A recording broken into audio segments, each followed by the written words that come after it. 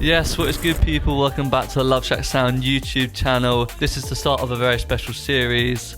Don't know what I'm going to call it yet, but I'm sure the name will be in the title of the video. As you might already know, this is going to be the mobile Love Shack. Currently it's just a horse box. A bit of backstory from Love Shack Sound. We first started doing DJ visual mixes, where I basically kit out my dad's garage into a film studio and make it dark and grungy, some sick lights, and basically make a DJ visual mix look as interesting as possible. As we expanded, I wanted to move away from where we are based and film other DJs and producers. Quickly found out that renting people's garages and sheds wasn't a very viable option and proved to be quite difficult. First set of mixes off the island were done in London, in Kingston.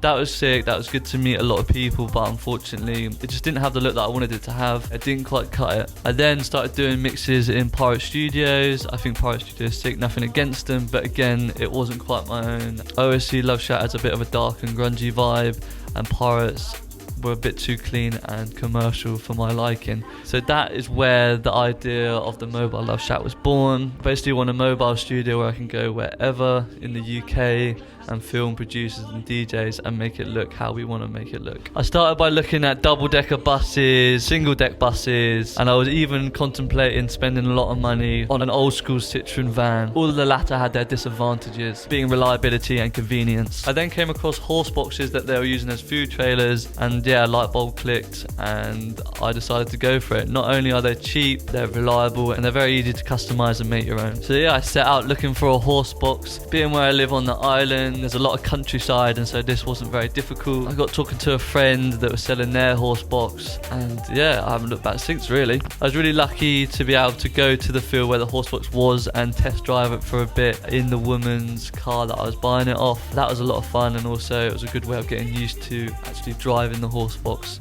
when it's ready to use. The two main purposes of the box will be to have a mobile studio that I can go anywhere and film. Also, the roof is currently in construction to turn it into a mobile stage so we can put on some events. The first day that we got it, me and my beautiful girlfriend Phoebe cleaned it and cleared it out, ready for the work to begin basically. Took out the mats, cleaned up the inside because it was a bit grubby, obviously being a horse box. The second day we started removing the paneling, the nuts and bolts that go on the wall, the wooden panels that were also on the box. Basically trying to strip it as much as we can to give us a clean canvas to start with. And yeah, this is where we are now, horse box stripped and kind of ready to go with whatever we want to do next. Currently the roof is being worked on, which will enable it to open up, look out onto crowds, and obviously play sets to people at festivals and events. But that will be in the next episode. You'll have to subscribe to keep up to date with that.